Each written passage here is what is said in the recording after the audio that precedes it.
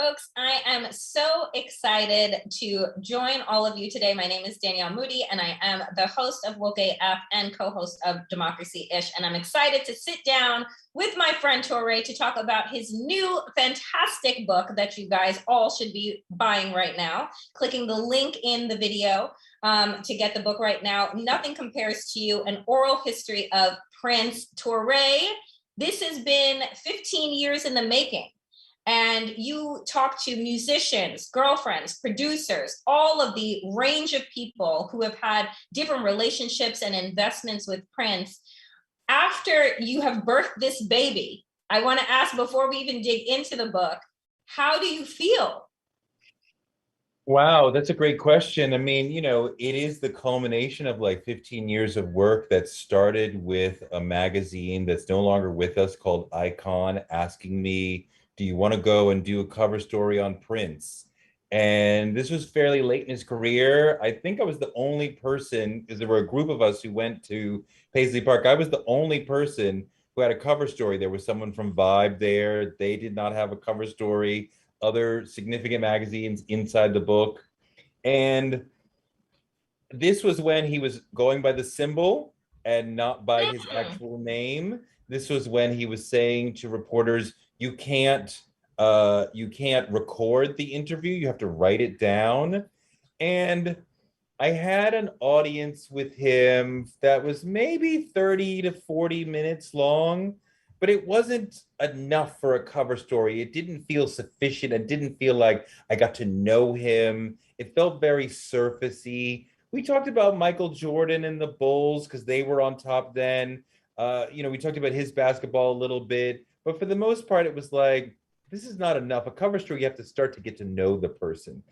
So afterward, I said, to the publicist, a lovely woman who's no longer with us. She died unexpectedly many years ago.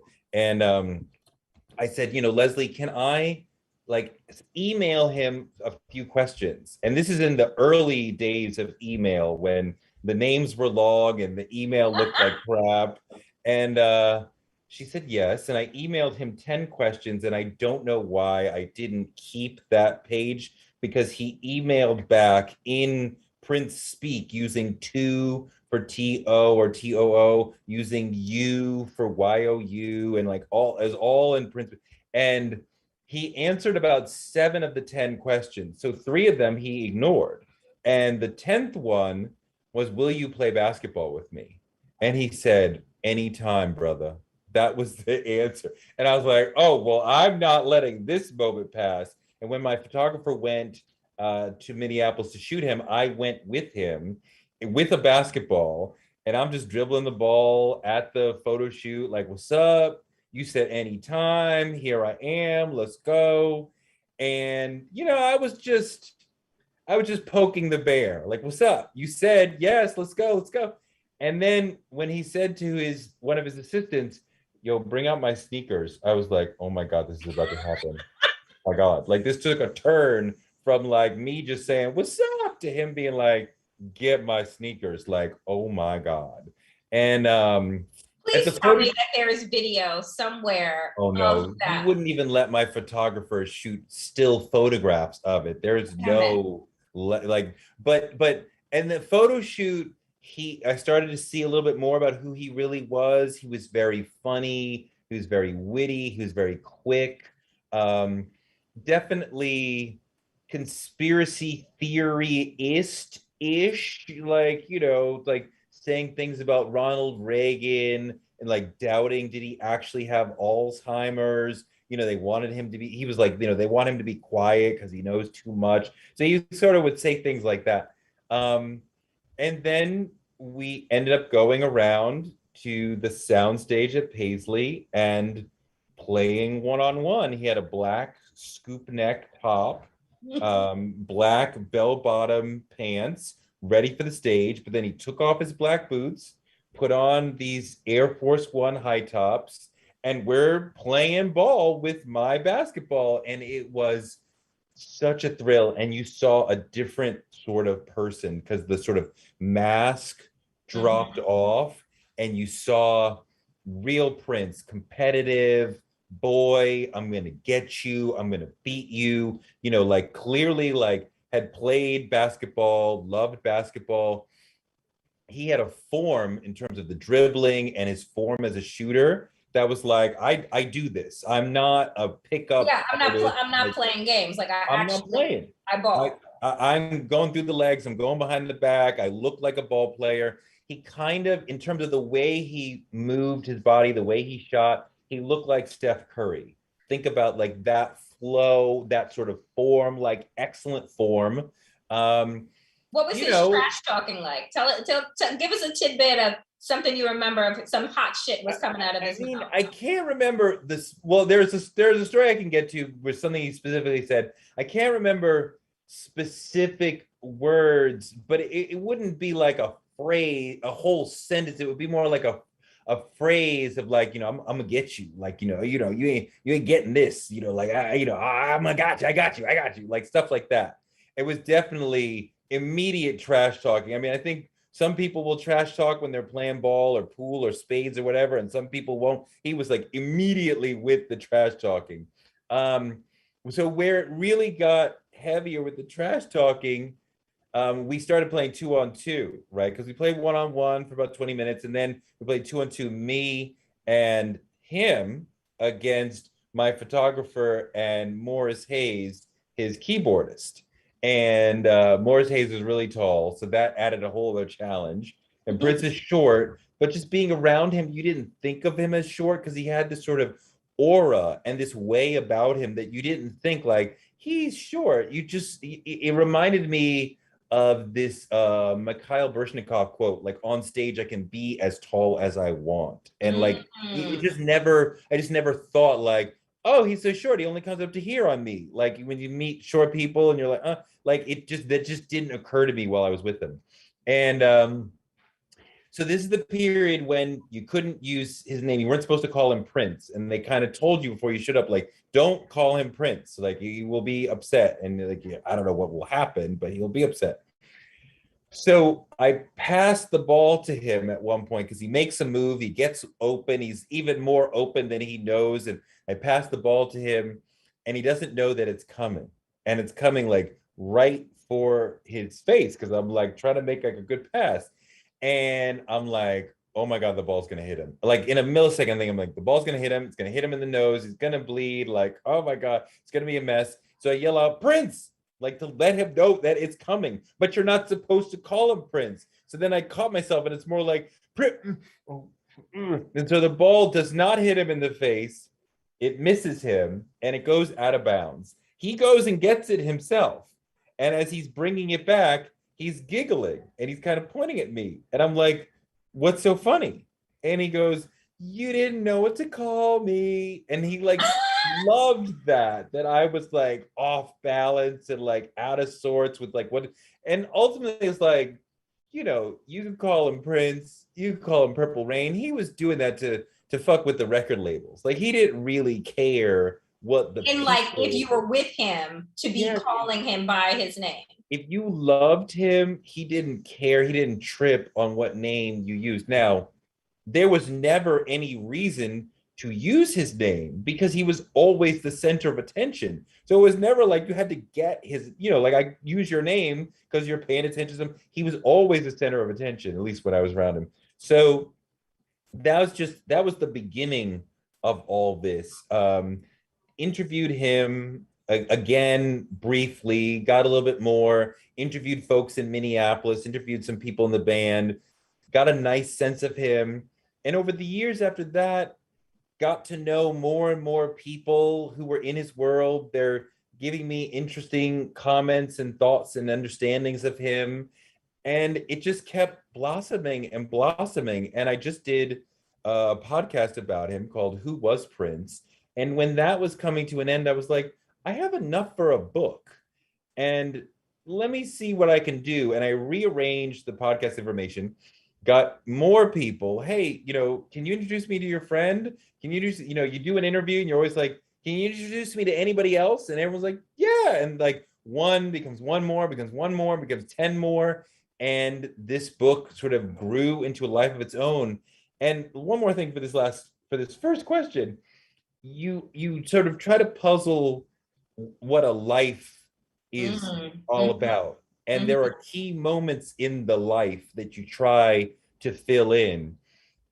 And I felt I had most of the picture of who was Prince, but there was a key story that was always missing that nobody knew the answer to, because when he's around 10, his parents divorce, his father leaves the home, his mother remarries, he hates his stepfather, and he quickly comes to really dislike his mother. And when he's with girlfriends later on, years later, he does this sort of mean-spirited and kind of evil impression of his mother to them to kind of let them know, like, don't be like drinking and getting drunk and smoking cigarettes around me, because that's what my mother did. I didn't like that, and you be different.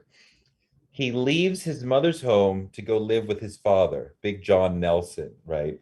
Now, Big John worked at Honeywell in the factory, but every night he was playing music in the clubs of Minneapolis, trying to blow up as a musician.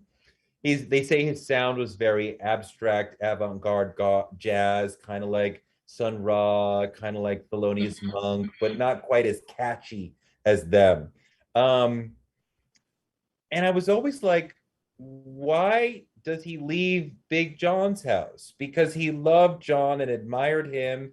But shortly after arriving, he leaves to go live with somebody else, right? And that's a whole other story we can get into, which is critical to why he becomes who he becomes. But why does he leave his father's home and end up living with somebody who he's not biologically related to? I mean, how many 13-year-olds do you know who do not live with somebody who is not related to them, if not their parents, their grandmother, grandfather, and aunt, uncle?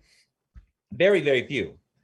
And nobody knew why he left John's house. Did he leave? Did John kick him out? And finally, I interviewed Morris Day, who grew up around the corner from Prince. And he was like, oh, I know that. I was there when it happened, Well, what because, was it? well, Big John told them, 12, 13 years old, don't be bringing girls up in my house. So But he rolled out. they were bringing girls up in the house. They were like, oh, we're going to Morris's house, but they take the girls to Prince's house, and they were putting the mattress on the floor so it wouldn't squeak, and they were doing their thing. And John figured out what was going on, and he comes in. He called him Skipper. John called Prince Skipper, and he said, Skipper, put your key on the table and get out. And John kicked him out. And that was the end of him living there. And he like asked him, like, please, can I get back in? But John was very tough, very strict. He says no. And he left, and he was semi-homeless for a little while. And then he ends up living with Bernadette Anderson in her home. So from 13 on, he was living with Bernadette. Yes, and this is a really important period of his life, because Bernadette is this wonderful, maternal, loving woman. Many people who lived in this area say she was like a second mom to many of the kids around this age. So this is who she was. So if you knew this area, it wouldn't Mhm. be shocking that somebody who was kind of like their family was kind of letting them down or screwing up for them, they would end up in her house. Now, she didn't adopt anybody else, but it's not shocking that he ends up in her house. She has 6 children, right? Her youngest is Prince's friend, and he is equally music obsessed, and he grows up to become a musician with Prince, Andre Simone. But she has 6 children. She is divorced, and she is pursuing an advanced degree in social work. So she doesn't have that much time to parent and mother him. Now, she's there paying attention to him in terms of like, he's playing his early songs for her in the kitchen, and she's giving him all this encouragement when she's the only ear that he's got. So she's that first motherly figure who's giving him that push of like, you're doing great. Who knows if the songs were good or not, but you're doing great. This is so great. Keep going. But she doesn't have that much, surely she doesn't have that much time to really focus on him the way many parents might. So this allows him to spend all day long traveling around, playing music, rehearsing, focusing on music, not really developing his interpersonal skills, which becomes an issue later on. He's much more comfortable rocking a giant crowd than talking one-on-one to somebody. And this is partly developed in his teenage years. But he is able to go do whatever he wants to do. And that is 99% of the time, that is playing and recording music. And Morris Day talks about, Prince knocking on his door, because Morris Day had a 4-track recorder when he's like 14, 15 years old. Prince did not have recording equipment at that age. So Prince is knocking on Morris's door saying, hey, I want to lay a track down. Can I come in and record a song that I just thought of at 3 a.m?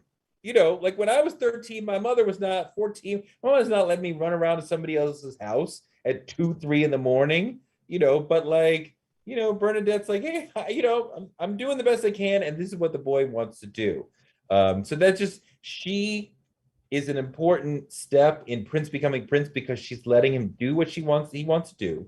She's giving him important encouragement, but at the same time, he is filled with this sense of wanting revenge on his parents because they abandoned him in his mind. So he wants to get back at his mother for letting him go, and he wants to get his father's love and attention, and becoming a rock star is the answer to getting both of them back. So this is a primary reason why he is so incredibly driven to want to become a rock star, because I have to show my parents that they were wrong for letting me go. That's extraordinary, because when you think about, like, I'm thinking about it and I'm listening and I'm saying, oh my God, that's just trauma, right? 13 years old, your father kicks you out of the house. You really have no parental like guidance. You have love. It sounds like Bernadette was caring and was there, but there's no guidance. But almost, if he didn't have that freedom, then would he have been able to explore his artistry in that way? And in that realm, what do some of the folks that you talk to from his earlier years, do they believe that had he had more structure, more guidance, that he would have not have become the rock star, the icon that we all know and love? I mean, he's the son of 2 musicians. His father, as I said, is a musician. His mother was a singer. So, it's in the blood. He was always attracted to musical instruments, had a piano in the house that he could play.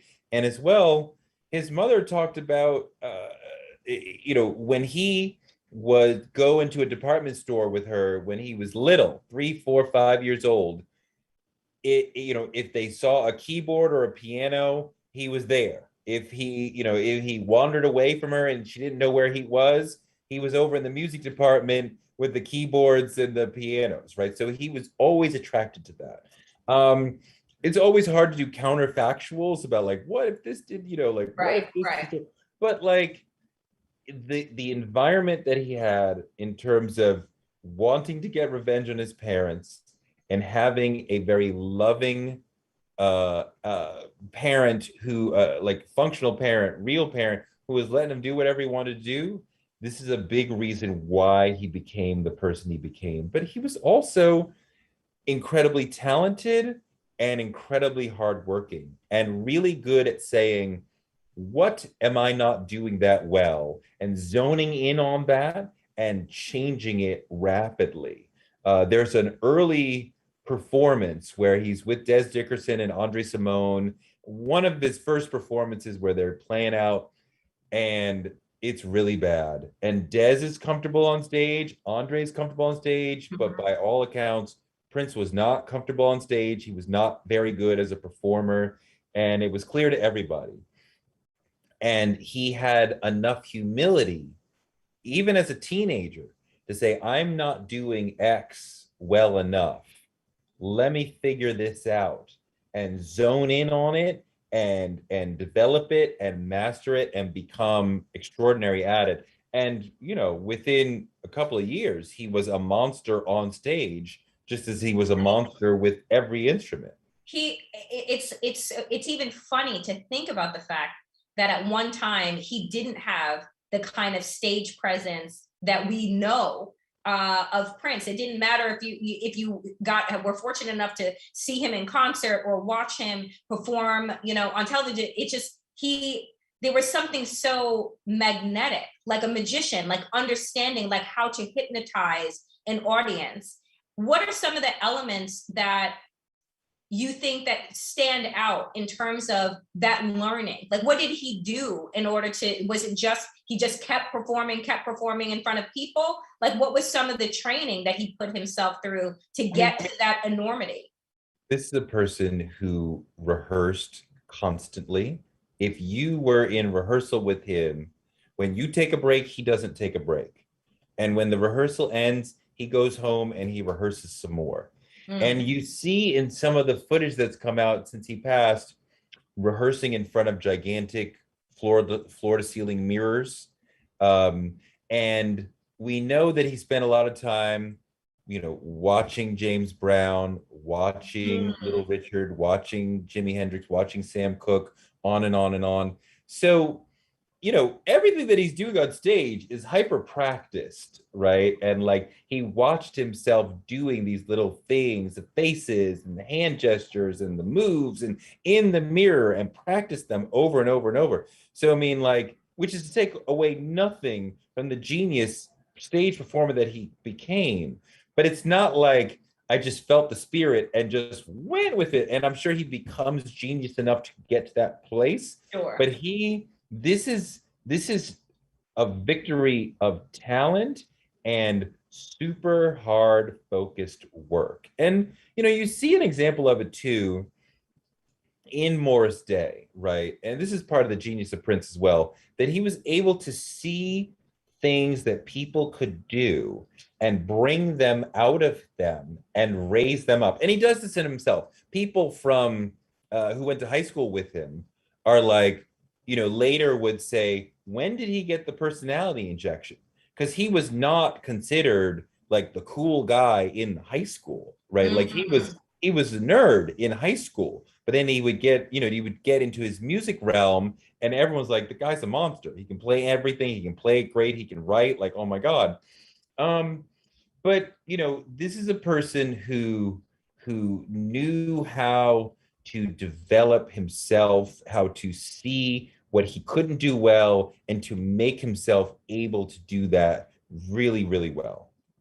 That's extraordinarily inspiring, because I think that a lot of people, when they think about Prince, they think about just a natural gift and talent, right? You were just born with this. They don't necessarily connect it to the amount of work and the effort that it takes to be this excellent. Like, it doesn't happen overnight. And I think that that is inspiring in and of itself. It's like, yes, you have these natural talents. Sure, absolutely. But if they're not nurtured, if they're not practiced, if they're not grown, then you're not going to get to the level that you need to be at.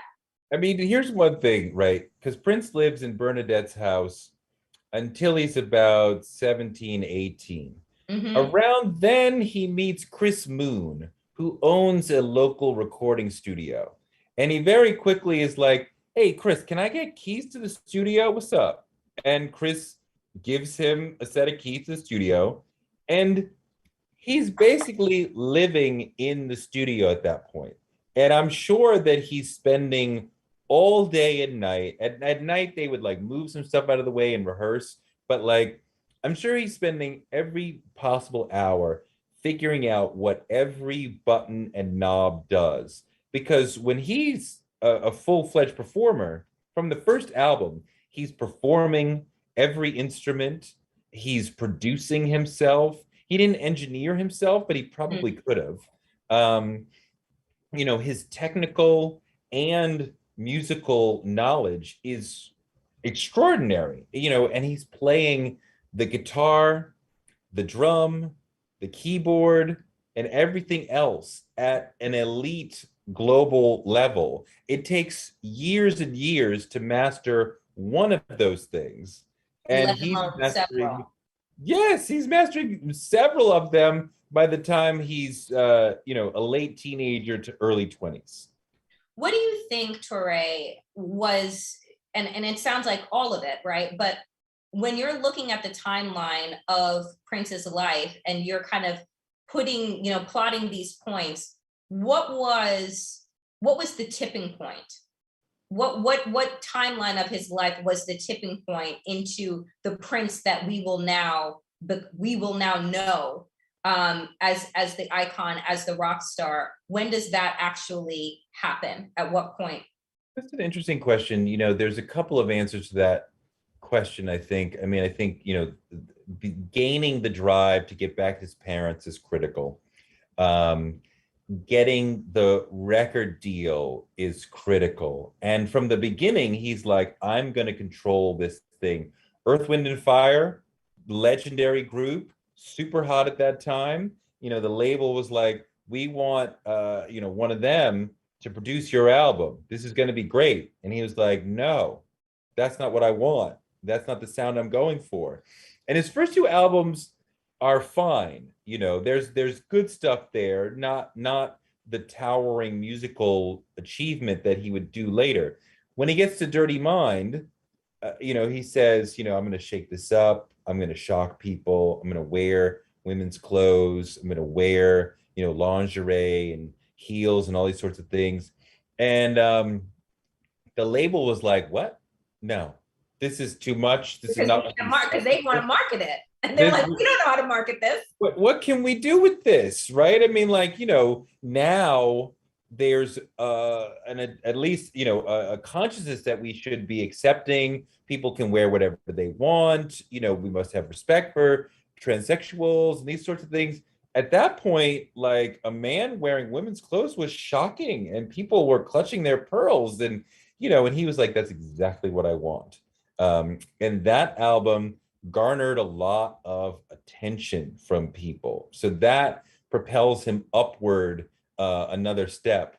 But by the time we get to Controversy, his fifth album, he was already known to Black people, right? He was already a star and an icon among Black people. I mean, I was young at the time, but I already knew Prince's music and his name. The older folks, the older boys and girls and the adults were talking about Prince. But the band sees, as they go through Controversy, they see the tour starting to change. They're starting off doing 80 to 90% Black folks in the audience, to it's changing as they're going through the tour, 60% Black to 60% white to 80% white. And they were doubling back to the same towns that they had done before, because the white audience is now catching on, and now they want to. So we're doing Atlanta or what have you again, because now the white fans want to come where they didn't come the first time. So they're seeing the growth of the audience. I'm not saying one audience is better than the other. Right. It's just an expansion. An expansion of the audience, right? That you can do one group of Atlantans the first time and then come back a few months later and do an entirely different group. And this is how the music is being adopted by different radio stations. The awareness of Prince is growing. So the seeds of the explosion that would happen with Purple Rain are dropped the album before that. That's incredible. And I think that what has always been dope just about Prince in general is that, like, yes, as his persona is growing, but he's not changing to adapt to the audience. The audiences are almost adapting to him. And I think that that's something that is really interesting, because when you think about artists and how they're supposed to market and who they're supposed to cater to, right? Like, they're twisted into, types of artistic contortionists in order to be able to sell. And I think what I've always found very fascinating about him is that he didn't seem to do that. He actually did the complete opposite of that. One thing with that, it's an interesting point you bring up. He was moving so rapidly in terms of creation of music that it was not really about responding to the audience. I think an artist like Madonna is responding to the audience, right? Prince is creating music so rapidly that, like, I always thought, as an outsider, that Around the World in a Day is a response to Purple Rain. The Purple Rain makes him this gigantic celebrity, and then he has a sort of pullback album where it's like, okay, now we're going to go more internal, more soft, more utopian, entirely different sound. You know, we're going to do something, a different statement. Around the World in a Day is completed before Purple Rain comes out. It is not a response to now I'm a global celebrity, so now I'm going to do my philosophical album. He did not know that he was a global celebrity when he finished the album after Purple Rain. So this sort of is continually happening, that he's creating music so rapidly that he's just responding to his own muse. And this is something that he talked about when I interviewed him, that he was like, the album is a success when I finish it and when I put it out. It's not about your response to it, the commercial response to it, the critical response to it. It's done, it's successful because I finished it and put it out. So he had that very self-guided sort of mentality that, like, I decide whether or not it's successful, not others. So we want to transition now into some fan questions from folks that are itching to have their questions answered. So this first one for you, Touré, comes from Francine in Los Angeles. And she says this: were there any stories that didn't make it into the book that you wish had? And if so, can you tell us one of them that you would have liked? Francine, what are you doing? What, like, I want to immediately order off the menu. What did you cut out of the book? God, you know, I cannot even think of something that because I mean, like, I put everything that I know that is any good into the book, and we have like a section of footnotes where it was like, you know, if it didn't fit in the narrative, you know, like we can put it in the footnotes. So I mean, like, everything is there. I mean, everything I know. I mean, like, you know, you made me. I'm pretty sure. I mean, this is in the book, but you know, one of the important moments in Prince's career. This is perhaps like the last major thing that I learned in terms of doing the research. One of the major turning points in Prince's career is when the revolution ends, right? I mean, the revolution is incredibly important in terms of this is the band with which he creates his most important music. This is the band with which he creates his most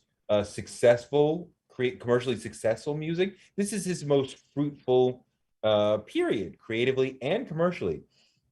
And this is in large part because of Wendy Melvoin and Lisa Coleman, his guitarist and his keyboardist, Wendy and Lisa, who are giving him just different influences and different sounds. Prince is writing all the stuff, he's playing all the stuff, but he's also working with them, bouncing ideas off of them, getting influence from them.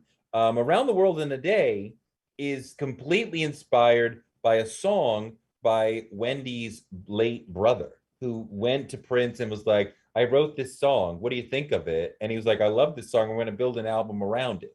So the Melvoin family and the Coleman family are huge influences on him.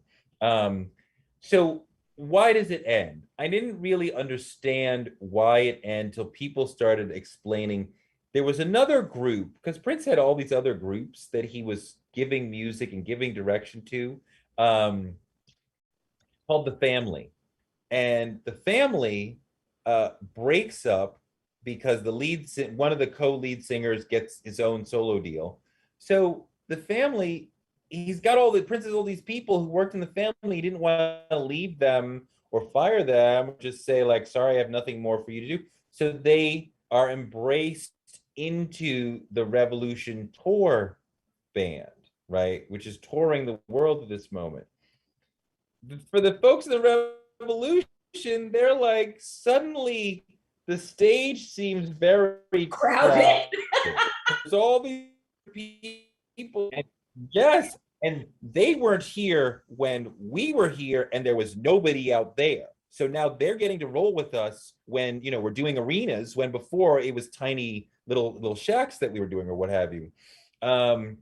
So they are growing the tension is growing, and the tension had been growing, but it's really growing now. And Prince, in their final show in Tokyo, at the end of the show, takes his guitar that he's been playing on this tour and he smashes it in front of them. He turns to the band and he smashes the guitar. And he was not one to smash up a guitar like that. And the band felt that as like, this is ending, this is over. And when they got back home, he had Wendy and Lisa come over for dinner, and he was like, so yeah, this is over. Wow. I forgot I was going somewhere earlier and I lost my train of thought.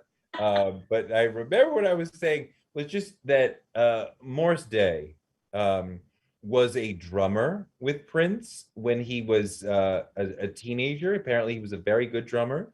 But when they were forming the time, Morris Day was not the first choice to be the lead singer of the time.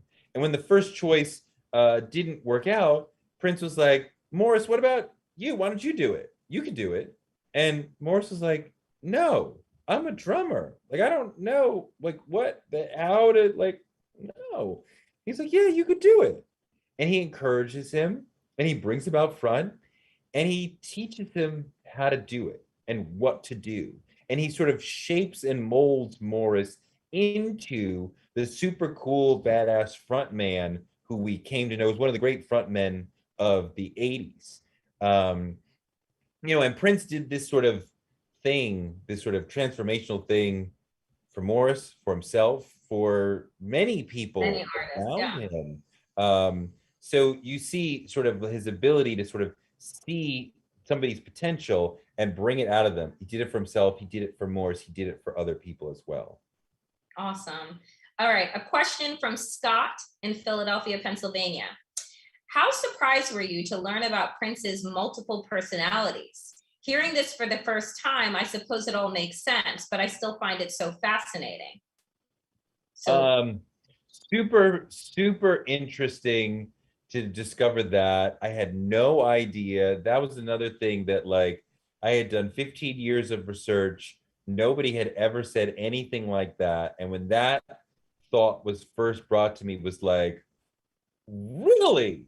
Like, this is crazy. I've never heard anything like this. And you go back to other people and they're like, yeah, like, let me build on that idea. And like, yeah, but that was real. I think it partly goes back to, how do I lead and control the people around me? And how do I show them the face and the persona? Like, nobody's saying this is like a Sybil situation where he really didn't know what his personality was. It's not an identity disorder. It's a way of interacting with people to keep them off balance, to keep them sort of being controlled as he needs to. But it may also be a function of, he was a very poor sleeper. He slept extremely little. It was not unusual for him to go 2 or 3 days without sleeping and then crash for many hours and then wake up and be back at it for 24 hours, for 36 hours, for 48 hours. There are many studio sessions where he's in there for 24, 36, not unheard of to do a 72-hour session. So is part of them saying, we saw several different sides of him and we weren't sure who would walk? Could it partly be because he hadn't slept and so now he's feeling a little more ornery or what have you? Like, yeah, it's very possible that was a big part of it. Okay, so this is a question, Touré, that is more for you and not just about the book. So this is from Hanny in Columbus, Ohio. As an accomplished journalist, is there anyone, living or dead, who you'd love to have a sit-down interview with, and what question would you ask them? Well, it's interesting when you stretch it to living or dead. now you like make it like this epic, this epic possibility. Yes. And actually, my son asked me that question the other day of like, if you could interview anyone living or dead, who, well, I mean, like Jesus Christ, and not like I'm Oh, again a Christian, but like let's talk to Jesus Christ and like, like, so you're black, right? And like, what's up with the miracles, right? And like, are we doing this right? Like, are we following, what you said, right? Like, does the Bible get your life right? Or is like, I'm sure, because the Bible was written over 100 years after he passed. So I'm sure there's some significant exaggerations that are in myths. the right in the Also, Bible. my first question for Jesus would have been, so what is the key from the water to wine switch? I How do mean, I do that? see, that's interesting because like I said, I am a Christian, huge respect for Christianity. It's not a huge part of my life. I haven't been to church in many years. But I believe in God. But I do get very excited about the discussion of the historical Jesus. And I very much believe that he was a real person who walked the earth. His ideas he was very charismatic. His ideas were revolutionary at the time. The notion that there is only one God who's all powerful was very shocking to them and was very sort of catchy to a lot of people. Who were like, yes, like I like that idea. I'm rolling with that. But the the story of the miracles, I don't buy. And I don't think you have to buy the story of the miracles to have faith in Jesus as an important person and to put stock in his lessons in terms of, be good to your neighbor and love your parents and there's one God and all these sorts of things. So, the miracles of like, okay, that's where, the 100 years between his death and the writing of the book, where they start to add in the myths to make you think like, oh yeah, this guy was really, really special and extra. He was special and extra because his message was really valuable and important and a really valuable way of approaching your life, whether or not he ever walked on water or turned water to wine or what have you. All right. Another question. With a couple of minutes left, I'm going to go in a rapid lightning round. This question is from Martin in London, in the UK. What is your funniest interview to date? My funniest interview to date? Oh God, that's an interesting question. I mean, so many different ways that you can take it. I mean, I think of certain comedians I've interviewed and they keep you in stitches to where you kind of struggling to maintain your focus because they're so funny. Um, but I would perhaps go, I interviewed J-Lo once and Oh, she was in this Gucci dress and the hair was amazing and she had these amazing shoes and it was like every 2 seconds my eye would land on something and I'd be like, my God, she's so beautiful. Look at the face, look at the hair, look at the nails, look at the shoes, look at the this, look at that, the hands, the whatever. And I kept forgetting where I wanted to go with the interview. So like internally, I'm in like this constant chaos. So I'm like, I have completely forgotten what she's saying and where we're going next. Oh, and then she smiled like, oh my God, she's so beautiful. And like, where am I going next? Oh my God, what is she saying? I can't hear her because she's so beautiful. Oh my God. So that was just this constant, and the sort of the end note to that, I thought that I kept it together because there was no overt moments where I'm like fawning over her or I'm seeming to have forgotten the question or where I'm going next. I thought that I kept it together, and I got back to the office, and my producer was like, "So you were in love with her?" I'm like, I thought I held it together, but evidently did not. oh my God. This question is from Kim in St. Louis. Did you learn anything about how Prince learned to cope with the pressure of fame? And also, how do you, Touré, cope with the pressures of fame? I don't know. I'm trying to think about Prince. I don't feel like Prince coped with the pressure of fame because he very much wanted to be famous. and wanted to be focused on. I mean, like, he was a working man at heart. He was not carrying himself like, I'm so famous, look at me. Um, he was like, let's get back to the studio, let's get back to the stage, let's make some more music, let's do this thing. People said to me, you know, another working man or woman may have, these sorts of tools. Prince had a guitar and a drum and his voice. Those were his working man tools. But in very much deep down, he was Midwestern, working class, work hard, clock in, and from 12 to 10 or 12 to 12, whatever it was. Because when he went to the studio, he was finishing the song that he was working on. And I'm going to stay until this song is finished if it takes 24 hours, 48 hours. And they were like, there were never execution problems. We were never waiting for him to perform this line right or to know what he wanted to do. The slow part would be just sort of filling in all the different parts of the song that he wanted to fill in, and the speed of the machines. And he's like, how come the tape doesn't rewind faster? Because I need to get this done faster. So I don't think fame was a burden to him, but also, like I said, he's focused on working. But I think he very much enjoyed that he could go to Michael Jackson's house and play ping pong, that he could have Miles Davis over for dinner, that he could extend to Joni Mitchell, you can come here and record whenever you want. So, all the great musicians of the world, he could befriend, he could talk to, what have you. How do I cope with fame? I mean, like, it's not really a thing that I have to like cope with. Like, I really appreciate it and I'm grateful when people come up to me on the street or whatever, and they're like, I really liked your book or your this or your that or your podcast or whatever. I love that. So I mean, like, there's nothing to cope with. The people who like the work that I do, I appreciate and love them for appreciating the work. And it's like, thank you so much for consuming. I love that.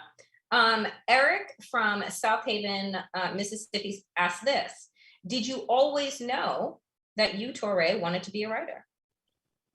I knew pretty early on. I can remember being in early high school, and I was a big fan of LA Law. This is about ninth grade. And I thought, I want to be a lawyer when I grow up. And at some point around 10th grade, I realized, no, you don't want to be a lawyer. You want to be on LA Law. You want to be in that specific community. You don't know anything about what being a lawyer is like and what that entails. And around then, I remember feeling like I want to be a writer, and Toni Morrison was exploding in fame. And I knew that if I said to my mother, I want to be a writer, she would be very accepting of that. She'd be very pleased by that. She'd be very encouraging of that. And so, like, yeah, when I went to college, there was the thought of I want to be a writer. And when I left college, it was definitely like, I want to be a writer. All right. Last question for you, Touré, comes from Priscilla in Mission, Texas. And she says this: what is your why? What motivates you to get up every day and do what you do? And how do you get through tough times? It's a great question. I think very much and in a very tactile way, I can feel the Black shoulders that I am standing on. The people, the Black people who were in media, the Black people who were in activism, the Black people who were in my family, the Black people who were in social justice generations and generations ago, who fought and strived and strategized and died and put their lives and their bodies on the line so that my generation could have these sorts of opportunities, you know, in television, in writing, just to live a life where we're not constantly fighting against segregation or slavery or Jim Crow or lynching or what have you. And we have our battles that we're fighting, but I can feel very much the weight and responsibility of coming through Black history, and that you have to do something. I have to do something with my life that honors the sacrifices and the work of the others who came before me. You know, I think about my father growing up in the projects of Harlem and Brooklyn. I think about, you know, people like Carol Simpson and Max Robinson, who were early in television. You think about James Baldwin. I have a James Baldwin ring. You think about people like, you know, Frederick Douglass and Harriet Tubman. All these people fought and sacrificed and you know, lived their lives in a way that gives us the opportunity to pursue the careers that we're pursuing. I mean, you think about things like we are our ancestors' wildest dream. Like, well, you know, we better take that dream and really make that something like really special and make their head spin of like, wow, like I never thought that, you know, I mean, and it's not that far along, right? Like my like great great grandmother or my great grandmother was probably enslaved, and make her go like, wow, like this is where you've like this is where we were and how we were fighting, and this is where you were able to take it. Like, wow. Touré, I am, as your friend, incredibly proud of you and congratulate you on finishing this 15-year project that turned into this amazing book, Nothing Compares to You. Folks, you know that you can click the link, you can buy the book, get it signed by the one and only Touré. Any last words for folks? Thank you so much for listening to this. Thank you so much, Danielle, for helping me out with this. You are a true friend. I love Prince, and I went on this journey because I love him and because I wanted to understand his life more deeply. And I think that I have been able to get that understanding, to really like see what his life is all about.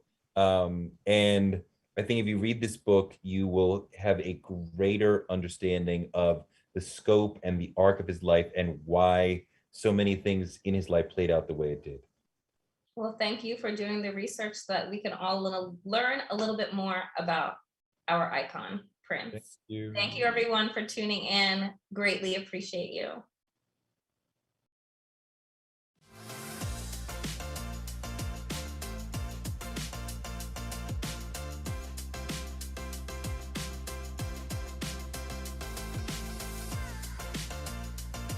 Hey, this is John Acuff, New York Times best-selling author of 7 books and someone who's done a live signing. If you like the one you just watched, make sure you check out our YouTube channel. It's full of amazing authors having great conversations and signing books for viewers just like you. So make sure you subscribe, and thanks for watching today.